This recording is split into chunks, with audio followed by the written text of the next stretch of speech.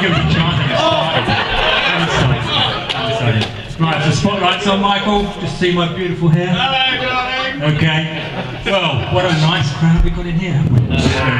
The boys are just sort of playing around with some gags at the back there, so they've asked me if I can just fill in for a couple of minutes. So we'll see how we go, you know.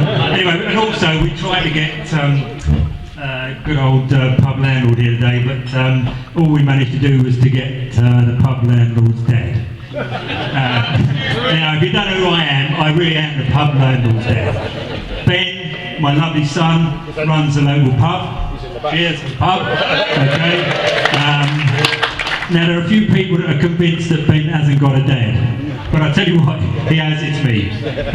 40 years ago, we spent a little time in Australia. On the way home, we were coming up to Solent on a nice cruise ship, top bunk, up to Solent there, bang, Benjamin, conceived, upbeat Solent.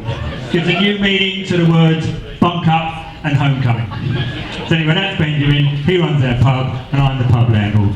So, anyway, we're in Lustleigh. What a beautiful place Lustleigh is. I think you all agree Lustleigh is a wonderful place. Yeah. Anybody here not live in Lustleigh? Yeah. I bet you wish you did. No. Yes, yes. You don't have to travel to Bristol to see this rubbish. You can see it right here. Anyway, we all live in Lustleigh, a beautiful place. Now, you know that Lustleigh has now achieved iconic status among villages.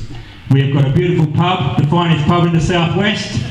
We have a lovely tea room, and we have our own shop, and now we have our very own fish and chip van.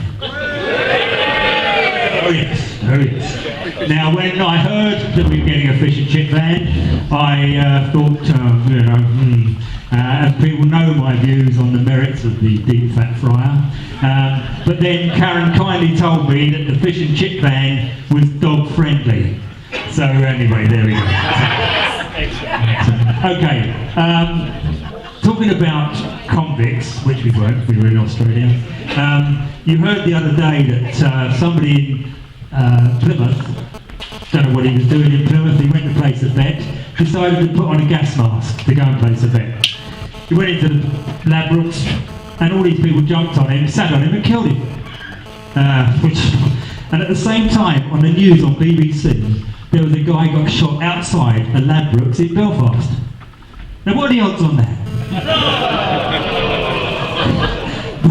I'm getting better than that anyway. So, we're just got a couple of, actually somebody just said they couldn't come today. They gave me a little note here.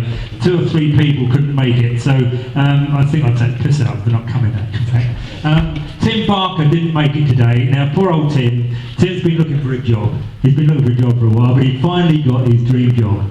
He's now been made head shepherd at Ellimore Farm with special duties. Now, I don't know what these special duties are, but he came in the pub the other day with his beautiful woolen jumper covered in a bright red dye. Now, what's that about? Jean isn't here either because she's actually had to go up to London to take an award. She's won an award, the comedy award at the Kennel Club, and I'll just have to read it, it's quite funny really. She's now got an award for being able to get the most golden retrievers in the back of a Toyota estate. 27 it was, the last count. Brilliant. Well done, Jean, that's excellent, really good. And the only other person that hasn't made it, which is a shame because I was really going to have a go at him, was Nick, our blueberry man. Now, hopefully you've all eaten Nick's blueberries, I'm sure you have.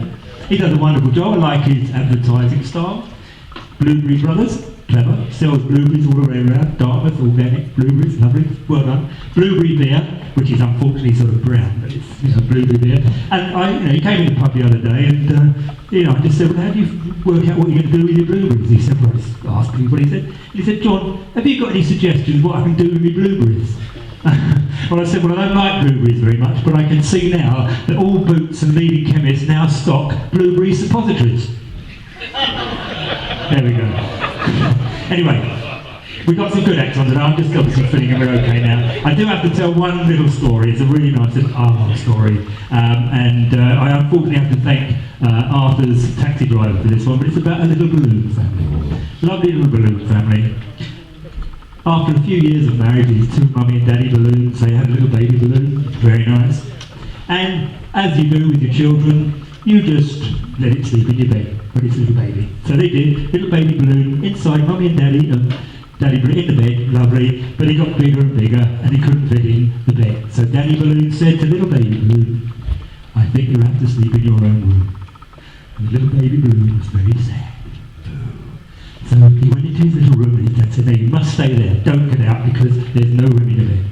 Anyway, halfway through the night, little baby balloon was thinking, oh, I wish I was in my bed with mum and dad. So anyway, he crept into their bed and he tried to get in between them, but he couldn't quite get in, it's too tight. So he went up to his dad and got a little bit of air out of dad. And he rode his mum, a little bit of air out of his mum, a little bit of air out of himself.